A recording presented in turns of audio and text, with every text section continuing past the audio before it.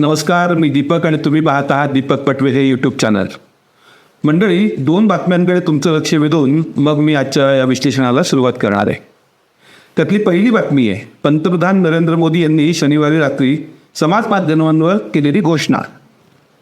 त्यात त्यांनी असं जाहीर केलं की आपल्याला अमेरिकेचे उपाध्यक्ष JD व्हेन्स यांचा फोन आला होता आणि आम्ही भारत आणि अमेरिका यांच्यात प्रमुख क्षेत्रामध्ये धोरणात्मक भागीदारी अधिक दृढ करण्याचा मार्ग कसा प्रशस्त करता येईल याच्यावर चर्चा केली, असं त्यांनी ट्विट करून सांगितलं.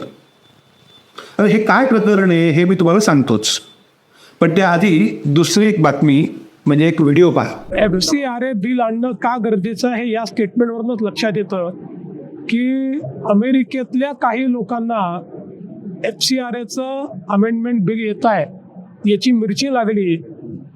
याचा अर्थ काय आहे?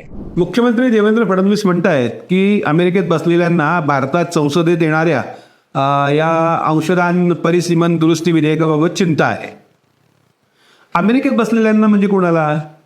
तर उपाध्यक्ष JD व्हेन्स यांना, असा त्याचा अर्थ आपण काढू शकतो, म्हणजे मी तरी काढतो. मुख्यमंत्री तसं स्पष्ट म्हटलेले नाही, हे पण मी तुम्हाला क्लिअर करतो. आता शरद पवार आणि नरेंद्र मोदी यांची जेव्हा भेट होते तेव्हा ते काय सांगतात? ते सांगतात की महाराष्ट्रातल्या शेतकऱ्यांच्या प्रश्नांवर, शेतीच्या विषयावर, सहकारी कारखान्यांच्या विषयावर मी पंतप्रधानांशी चर्चा केली आणि पंतप्रधान त्याला होकार देतात. आता हे जसं जितकं सत्य असतं आणि जितकं खरं असतं तितकंच JD व्हेन्स आणि मोदी यांनी भारत अमेरिका सहकार्यावर केलेली चर्चा तितकीच सत्य आणि तितकीच वास्तव असेल असं मला वाटतं. म्हणजे काय तर सांगायची गोष्ट वेगळी आहे, प्रत्यक्षातली गोष्ट वेगळी आहे. आणि मुख्यमंत्र्यांनी केलेल्या या विधानामुळे माझी त्या बाबतीतलं आता खात्री जास्त पक्की झालेली आहे. आता मला असं का वाटतं की व्हेन्स मोदीशी हे FCRA बिल म्हणजे फॉरेन्स कॉन्ट्रीब्युशन रेग्युलेशन ॲक्ट याच्यातलं जे दुरुस्ती विधेयक संसदेमध्ये येत आहे, तर त्या विधेयकाच्या संदर्भातल्या त्यातल्या काही कलमं आहेत, ते कलमं हटवण्याच्या संदर्भातल्या असतील किंवा हे विधेयकच आणू नका असं काही सांगण्यासाठी आलेले असावेत किंवा त्यांनी फोनवर बोललेलं असावं असं मला वाटतं. आता त्यासाठी व्हेन्सची पार्श्वभूमी थोडक्यात आपण बघितली पाहिजे. तर हा माणूस रोमन कॅथोलिक पंथाचा ख्रिश्चन आहे, पण हा पंथ त्याने 2019 स्वीकारला. तसा तो मूळचा प्रोटेस्टंट, म्हणजे त्याचे वडील हे प्रोटेस्टंट पंथाचे ख्रिश्चन होते. नंतर JD हे निरीश्वरवादाकडे झुकले, म्हणजे हे ईश्वर जिजस वगैरे असं काही नसतं, सगळंच काही झूट आहे आणि ईश्वर काही नाही असं ते म्हणायला लागले. सगळं धर्म सारखेच असंही त्यांना उपरती झाली. आणि मग त्यांनी 2014 एका भारतीय वंशजा उषा नावाच्या मुलीशी लग्न केलं. ते लग्नही कसं केलं तर भारतीय हिंदू पद्धतीने ते विवाह त्यांनी केला, तो विवाह त्याला संमती दिली. पण त्या विचारांवरही ते कायम टिकले का? तर तसं नाही. पुढे त्यांनी ख्रिश्चन धर्मातला जो कॅथोलिक पंथ आहे तो त्यांना बेस्ट वाटायला लागला आणि म्हणून मग त्यांनी कॅथोलिक पंथाची दीक्षा घेतली. आता आणखीन काही घटना पाहू.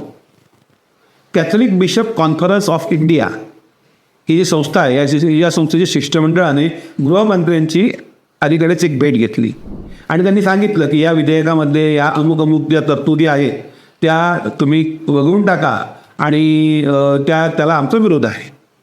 ऑल इंडिया ख्रिश्चन कॉन्फरन्सचे अध्यक्ष बिशप जोसेफ डिसूजा यांनी तर हे विधेयक म्हणजे ख्रिश्चन संस्था आणि त्यांच्या मालमत्तांची थेट लूट आणि चोरी आहे असं विधान केलं आहे.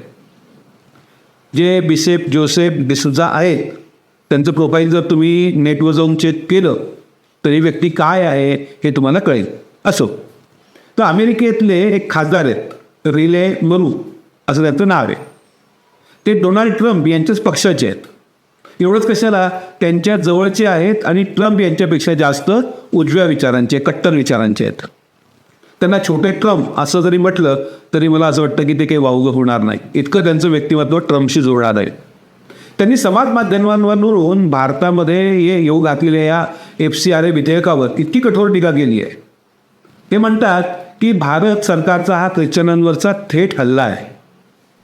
आता ही सगळी पार्श्वभूमी जर तुम्ही लक्षात घेतली आणि त्यानंतरही जर JD व्हेन्स हे द्विपक्षीय करारावर चर्चा करण्यासाठी मोदींना फोन करत होते आणि त्यांच्याशी बोलत होते, हे तुम्हाला पटत असेल तर पटो.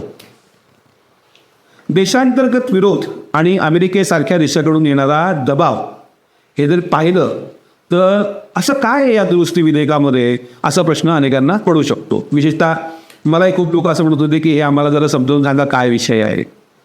तर हे FCRA जे आहे ते फॉरेनचा जो पैसा संस्थांना येतो त्याचं कंट्रोल करणारा एक कायदा आहे. 1976 साली इंदिरा गांधींनी तो कायदा आणला आणीबाणीच्या काळामध्ये.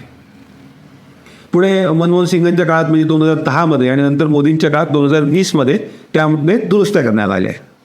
त्यातून मग विदेशातून निधी मिळवण्याच्या तरतुदी ज्या होत्या त्या आणखीन कठोर करण्यात आल्या.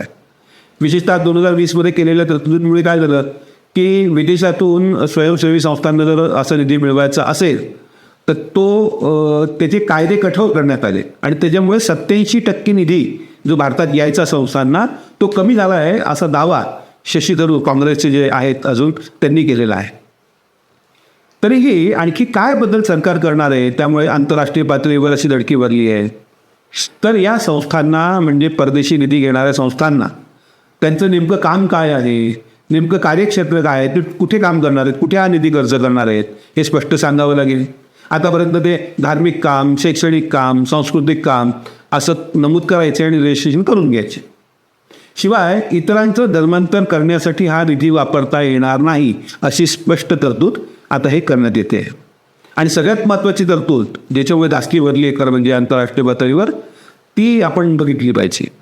ती काय आहे तर ज्या संस्थेची नोंदणी रद्द होईल किंवा कोर्टाकडनं रद्द बातील केली जाईल किंवा मुदत संपल्यावर पुनर्नोंदणी होणार नाही, त्या संस्थांच्या ज्या मालमत्ता आहे विशेषतः फॉरेन निधीतून तयार झालेल्या मालमत्ता त्यांची देखभाल, व्यवस्थापन आणि दुरुस्ती जे काय असेल पुढचं नियमन ते सगळं सरकारी प्राधिकरण करेल अशी याच्यात तरतूद आहे.